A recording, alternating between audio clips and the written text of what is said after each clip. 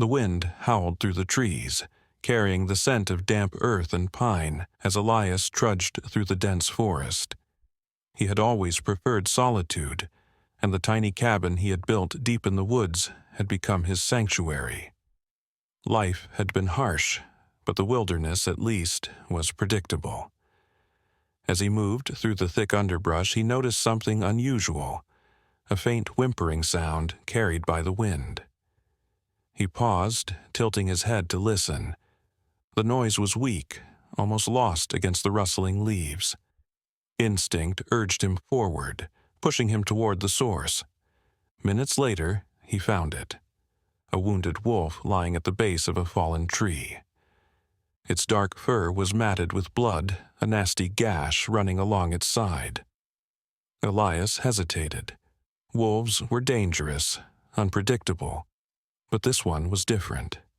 It barely lifted its head as he approached, exhaustion clear in its glassy eyes. "You got yourself in a mess, didn't you?" Elias muttered, crouching a few feet away. The wolf's ears twitched, but it didn't growl or make any move to escape. It was too weak. Elias exhaled. Common sense told him to leave it. Nature had its way of sorting things out, but something inside him wouldn't let him turn away. He had seen suffering before, in humans and animals alike, and he knew the look of a creature fighting to survive. Cautiously, he pulled off his jacket and edged closer. "I'm not going to hurt you," he murmured.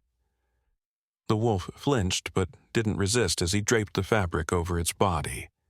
Lifting it was no easy task. The animal was heavy, and he could feel the tension in its muscles. Still, it didn't lash out, as if it understood he meant no harm. The journey back to his cabin was slow, the added weight making every step a struggle. By the time he reached the door, sweat clung to his skin despite the cold. He carefully laid the wolf down on a pile of blankets near the fireplace. The animal whined softly but didn't fight him. Over the next few days, Elias worked tirelessly to keep the wolf alive. He cleaned the wound, stitched it as best he could, and made sure it stayed hydrated. At first, the wolf barely moved, too weak to resist. But soon, its eyes grew sharper, watching Elias's every move.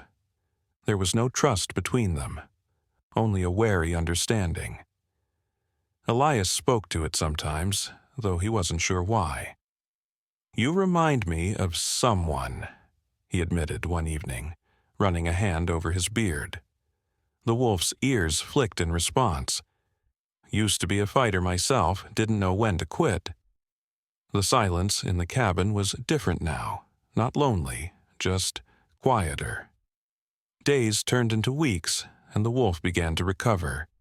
It still limped, but its strength was returning. Elias could see the fire in its eyes, the stubborn will to survive.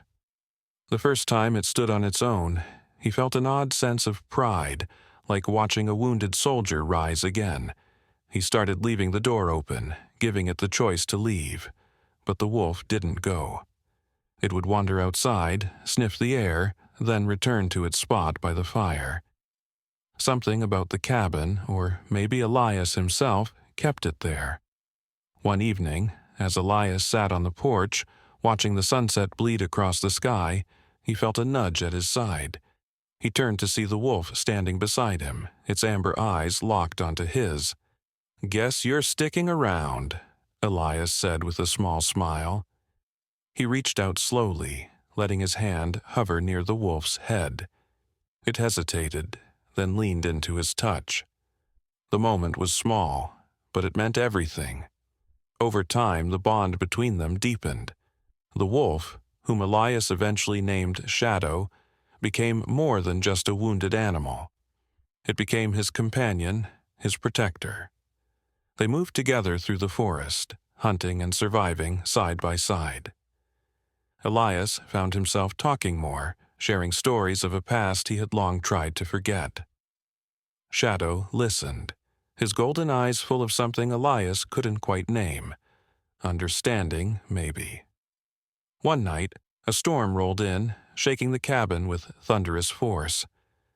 The rain pounded against the roof, and the wind howled like a ghostly chorus. Shadow remained by the door, ears perked, body tense. Elias felt it too, a shift in the air, a warning. Then, through the storm, a sound cut through the night. A sharp, desperate cry. Elias grabbed his rifle and threw open the door. Shadow was already ahead of him, disappearing into the dark. Together they ran toward the noise, their footsteps muffled by the rain-soaked ground. They found a small figure, a child, no older than 7, huddled beneath the roots of an old tree. She was soaked to the bone, her tiny frame trembling. Shadow stopped first, sniffing the air before stepping closer. The child flinched, but didn't scream. Elias knelt beside her, his voice gentle. "Hey there, kiddo, you lost?" She nodded, her eyes wide with fear. My parents," her voice broke. "We were hiking. I got separated." Elias exchanged a glance with Shadow. He could feel the wolf's instincts at play, the same protective force that had once kept him alive now, extending to this fragile life before them.